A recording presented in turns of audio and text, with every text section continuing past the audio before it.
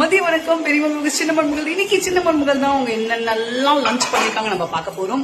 அதுவும் இல்லாத இன்னைக்கு அவங்க அம்மா வீட்டுக்கு போற ஜோர்ல இருக்கனால அவங்க 1:30 மணி ஆகுது, ஒண்ணுமும் அவங்க சமையல் செய்யல. அப்படியே நிதானமா செஞ்சுட்டு இருக்காங்க. என்னன்னு கேட்டீங்கன்னா அவங்களோட தம்பி மகனுக்கு இன்னைக்கு பர்த்டே. சோ உங்களுடைய விஷஸ் எல்லாம் சேர்த்து உங்களுடைய ஆசீர்வாதம் சேர்த்து அவங்களுக்கு நான் சென்ட் பண்ணிடுறேன். அதனால அப்படியே ஸ்லோவா பண்ணிட்டு இருக்காங்க.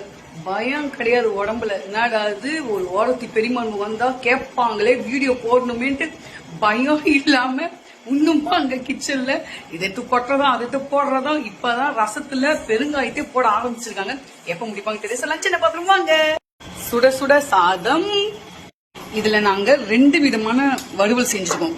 ஒண்ணு என்னன்னா உருளைக்கிழங்கு, இன்னொன்னு என்னன்னா கருணக்கிழங்கு.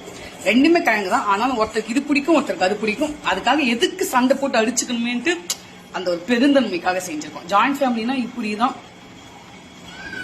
இப்பதான் ரசம் சும்மா மணக்க மணக்க கொதிச்சுட்டு இருக்கு.